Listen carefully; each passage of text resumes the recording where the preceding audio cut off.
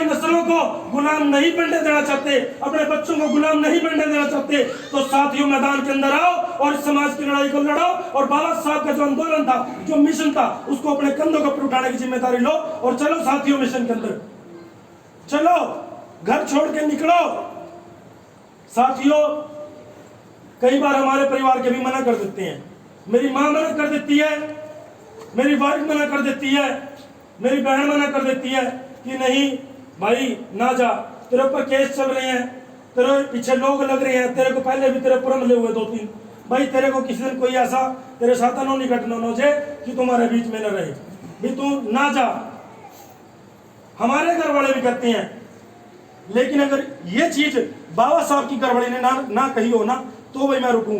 बाबा साहब की वाइफ जो हमारी माँ माता रमाबाई, उसने भी बाबा साहब अम्बेडकर को रोका होगा, उसने भी रोका होगा कि है बाबा साहब अपने 4 बच्चों की कुर्बानी दे दी तेरे मिशन के लिए, तेरे आंदोलन के लिए, तेरे इस बराबरता की लड़ाई के लिए। कितने बच्चे और कुर्बान करूं मैं, कितने बच्चे कुर्बान करूंगी, क्या क्या कुर्बान करूंगी, कितने दिन में गोबर उठाऊंगी, कितने दिन में गोबर उठा के गोहे बना के और उनको बेचूंगी, कितने दिन में अपने बच्चों का भी पेट पालूंगी, कितने दिन में आपकी पढ़ाई का भी खर्चा उठाऊंगी। क्या बाबा साहब की घरवाली ने नहीं बोला होगा? बोला नहीं होगा? सबने बोला है और सब बोलते हैं, लेकिन परिवार को संतुष्ट करके, महापुरुषों के बारे में बता के, अपना आंदोलन बता के, हमारी लड़ाई क्या है? हमारी लड़ाई है गैर बराबरी के खिलाफ, हमारी लड़ाई है पूंजीवादियों के खिलाफ, हमारी लड़ाई है ये सामंतवादी जो लोग, जो फांसीवादी लोग, इन लोगों के खिलाफ हमारी लड़ाई है। साथियों हमारी लड़ाई किसी भी धर्म, किसी भी जाति से हमारी लड़ाई नहीं है, समझ रहे हो? आज हमारे बीच में हमारे सुरजीत राणा जी, हमारे भाई जो लगभग 10-15 साल से, शायद उससे भी पहले से हमारे बीच में लगातार हमारे समाज के जितने भी आंदोलन, धरने, प्रदर्शन होते हैं, हमारे साथ रहते हैं, कंधे से कंधा मिला के साथ रहते हैं। अभी जो इंदर मेघवाल को मार दिया गया एक अध्यापक के द्वारा, वो भी तथाकथित खुद को राजपूत बोलता था, लेकिन भाई साहब और उसके खिलाफ जब प्रदर्शन हुए कहीं भी, उन प्रदर्शनों में सबसे बढ़ चढ़कर सबसे आगे पहुंचे। इसको बोलते हैं भाईचारा, इसको बोलते हैं बाबा साहब के मानने वाले लोग जो बराबरता के लिए इस देश के अंदर लड़ रहे हैं। और वो किसी भी धर्म, किसी भी जाति को हो सकता है, क्योंकि जो ईमानदार लोग होते हैं, जो अच्छे लोग होते हैं, उनकी कोई जाति धर्म नहीं होती। गलत है कि सही है?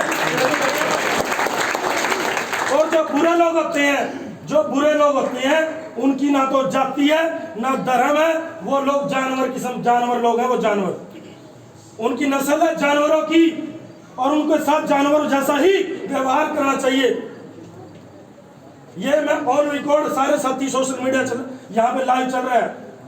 जो व्यक्ति जातिवाद का जहर समाज के अंदर घोलने का काम करता है, जो व्यक्ति जातिवाद के नाम पर समाज के अंदर राजनीति करने का काम करता है, जो व्यक्ति जातिवाद के नाम पर समाज को बांटने का काम करता है, उनको जानवर समझिए और उनके साथ जानवरों जैसा ही व्यवहार कीजिए। और अपने अधिकारों के लिए आज से ही सीखना, पढ़ना और उसके लिए लड़ना शुरू कर दीजिए, वरना एक दिन वो आएगा कि आपकी जो आने वाली नस्लें हैं, ये जो बच्चे बैठे हैं, ये गुलाम बन जाएंगे। और ये जब गुलाम बनेंगे तो ये हमें कोसेंगे कि हमारे माँ ने, हमारे बाप ने, हमारे भाइयों ने, हमारे बुजुर्गों ने हमारे लिए किया क्या था। भाई तुम 5-7 क्लास 10 क्लास पढ़ लिए थे, तुमने क्या किया हमारे लिए? तुमने क्यों महापुरुषों के आंदोलन को नहीं समझा? क्यों गैर बराबरता के खिलाफ आंदोलन नहीं किए? क्यों नहीं लड़े?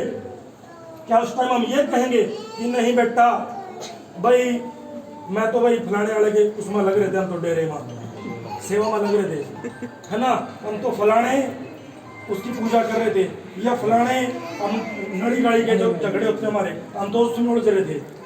ये बच्चे नहीं सुनेंगे कि आप नड़ी गड़ी के झगड़े में उलझ रहे थे, ये बच्चे नहीं सुनेंगे आपने किसको पूजा किसको नहीं पूजा। ये बात सेकंड है। फर्स्ट ये बात है, इन बच्चों का भविष्य क्या होगा, इन बच्चों का भविष्य क्या होगा।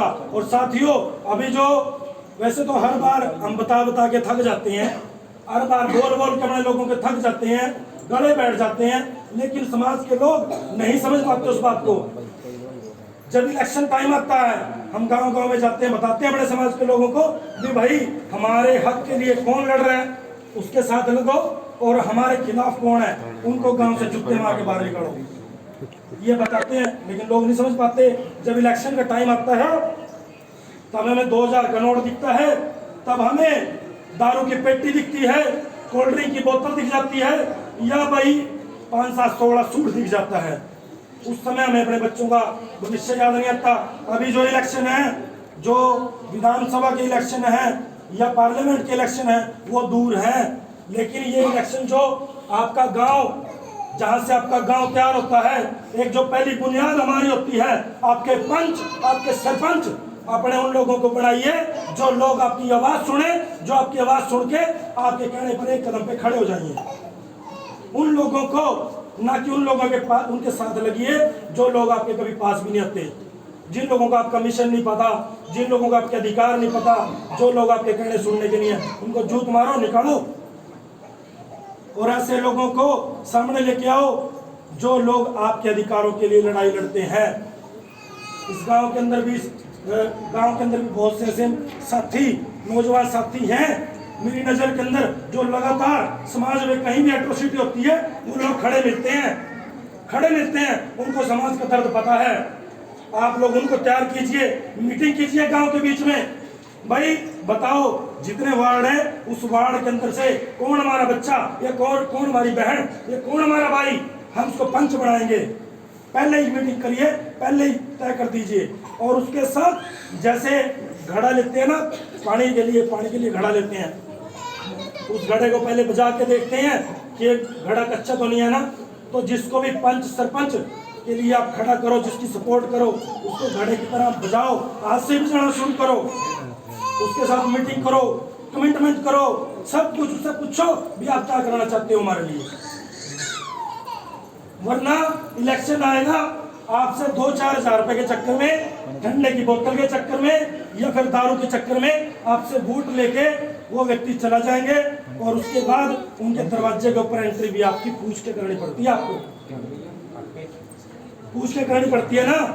और इस गांव ने तो भुगता है, अभी इस गांव ने भुगता है। जिसको आपने सरपंच बनाया था उस व्यक्ति ने आपके साथ क्या किया, जबकि एक सरपंच का दायित्व बनता है, एक सरपंच का कर्तव्य बनता है कि भाई उसके लिए सब बराबर है, वो सबको एक तकड़ी के अंदर तोड़ ले। किसी को मेरी बात बुरी लग रही हो भाई, लगती रहे, लेकिन ये प्रैक्टिकल बात है। अगर हम प्रैक्टिकल होके हम उन लोगों को सामने लेकर नहीं आएंगे जो आपके अधिकारों के लिए लड़ते हैं, तो वही छिपते रहेंगे, पिटते रहेंगे, आपके कोई राशन कार्ड से लेके या कोई भी काम जो गांव लेकर